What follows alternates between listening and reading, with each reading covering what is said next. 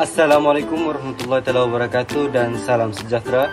Nama saya Muhammad Hairul Nizam bin Rosli, nomor matriks BA231607777. Saya dari kumpulan Yoru. Selamat sejahtera, nama saya Desmond Abid Anak bin Sun, nomor matriks BA231105661. Saya daripada kumpulan Yoru. Assalamualaikum dan salam sejahtera. Nama saya Muhammad Haikal bin Abdul Majid dengan nombor matriks BA231101111. Salam sejahtera, nama saya Tregogang, nomor metrik BA231110164. Saya dari kumpulan Yoru. Hai, nama saya Fidelis Lurangko, nomor matriks BA231110200.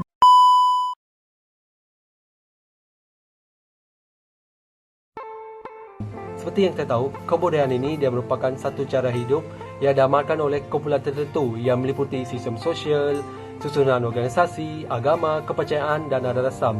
Jadi, kumpulan kami ini iaitu kumpulan Yoru lebih berfokuskan kepada seni dalam memainkan alatan muzik kerana setiap kaum dia mempunyai seni dalam memainkan alatan muzik masing-masing.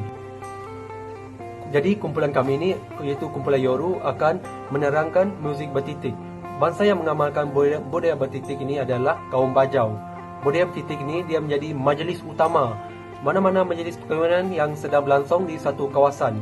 Kerana permainan muzik yang dipanggil bertitik ini akan dimainkan selama majlis perkahwinan berlangsung.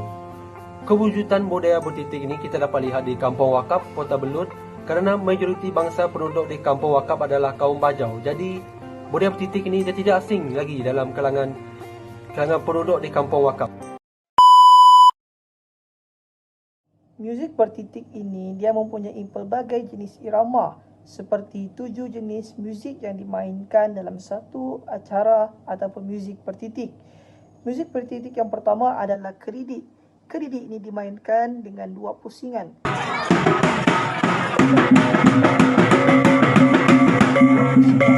Jenis lagu yang kedua ialah andu-andu. Lagu andu-andu ini mempunyai 3 rentak, iaitu andu-andu biasa, andu-andu sedang dan andu-andu pepantas.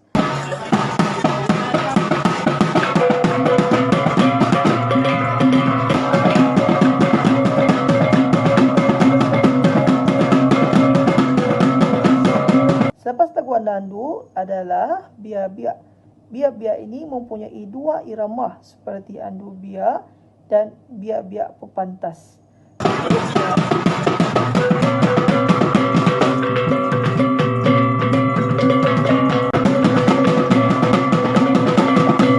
Seterusnya, lagu bertitik ini ataupun muzik bertitik ini adalah tingkat-tingkat. Yang mana lagu tingkat-tingkat ini kebiasaannya diisikan dengan orang bersilat.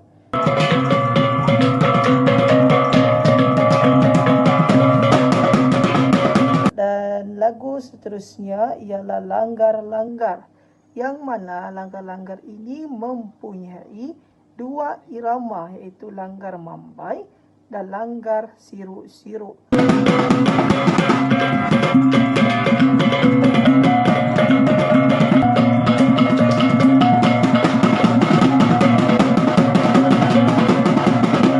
Dan lagu yang terakhir adalah lagu kerbak dalam muzik bertitik.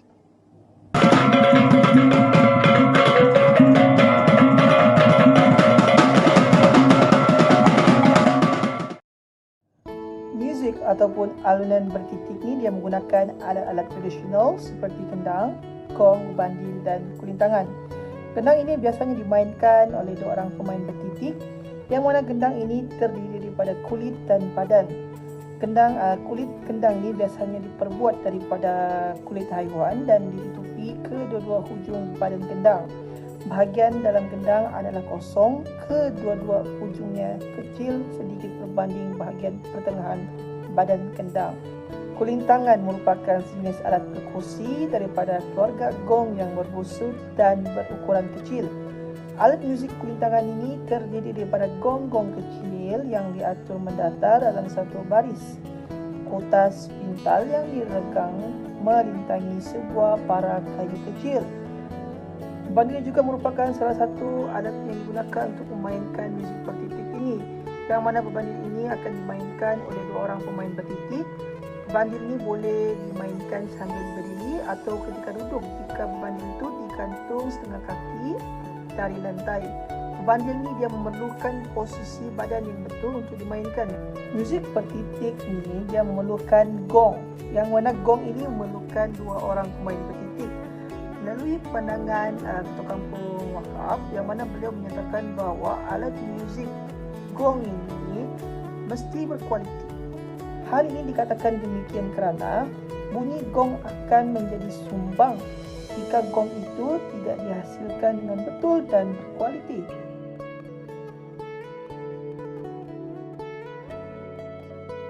Seterusnya adalah cara persembahan muzik bertitik. Cara persembahan muzik bertitik ini adalah bila muzik bertitik ini dimainkan dan apa tujuan muzik bertitik ini dimainkan. Yang pertama adalah muzik bertitik ini dimainkan sebagai syarat untuk memberitahu orang kampung tentang sesuatu majelis yang sedang berlangsung, contohnya majelis perkahwinan.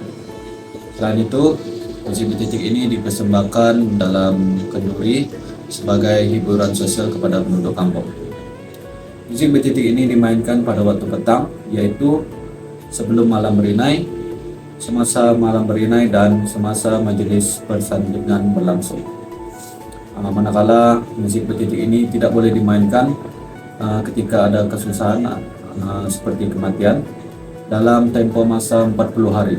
Selepas tempoh masa tersebut barulah muzik bertitik ini boleh dimainkan kembali. Etnik yang lain, etnik Bajau juga mempunyai pakaian tradisional mereka yang tersendiri.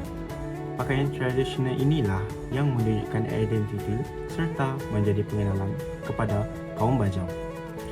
Selain itu, pakaian tradisional juga mampu menyelahkan lagi keunikan sesuatu kaum. Sewaktu memainkan muzik bertitik, kaum lelaki Bajau Sama akan menggunakan baju berpotongan cekak musang. Selain itu, mereka juga turut menggunakan seluar, samping dan juga desta. Berikut merupakan pakaian tradisional yang digunakan oleh kaum lelaki Bajau sewaktu mereka memainkan muzik bertitik.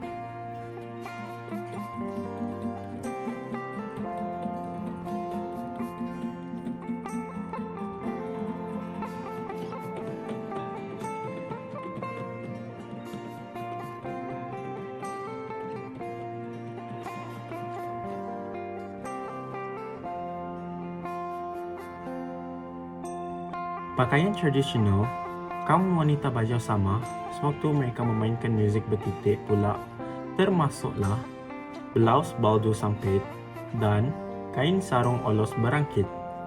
Kaum wanita Bajau Sama juga menggunakan perhiasan leher mendapun dan perhiasan kepala serempak. Berikut merupakan pakaian tradisional kaum wanita Bajau Sama sewaktu mereka memainkan muzik bertitik.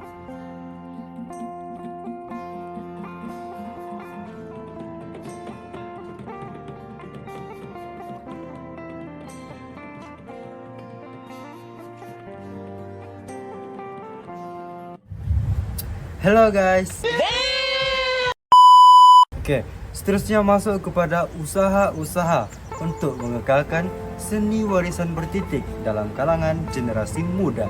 Usaha yang pertama yaitu kerajaan perlulah memperbanyakkan aktiviti kebudayaan bertitik di seluruh daerah. Usaha ini penting untuk masyarakat yang tidak mengetahui akan kewujudan kebudayaan bertitik ini. Jadi dengan adanya usaha ini, mereka akan mencuba untuk mendalami dan mengetahui tentang kebudayaan muzik bertitik ini. Guys, bukan itu sahaja. Generasi juga memainkan peranan penting untuk melibatkan diri dalam acara bertitik ini. Bukan hanya untuk orang tua, tapi generasi muda seperti kita semua perlu melibatkan diri dan memainkan muzik bertitik ini. Ini juga penting kerana Generasi muda bukan sahaja bermain dengan media sosial, telefon bimbit dan sebagainya, tapi mereka juga boleh memartabatkan kebudayaan aktiviti bertitik. Seterusnya, ibu bapa juga memainkan peranan yang penting sebagai role model untuk mendidik anak-anak bagi mengenali tentang aktiviti kebudayaan bertitik ini. Kesan daripada tindakan yang dilakukan oleh ibu bapa, anak-anak akan mengetahui dengan lebih awal tentang kebudayaan aktiviti bertitik. Akhir sekali, media massa perlu menyiarkan atau menguar-uarkan tentang aktiviti kebudayaan bertitik ini. Penggunaan media sosial yang sangat terkenal pada masa kini seperti Instagram, TikTok, WhatsApp, Facebook dan sebagainya dapat menyiarkan atau berkongsi berkaitan muzik bertitik ini. Oleh itu, semua pihak perlulah bertanggungjawab dan berganding bahu untuk mengekalkan seni warisan bertitik ini, terutamanya di Malaysia.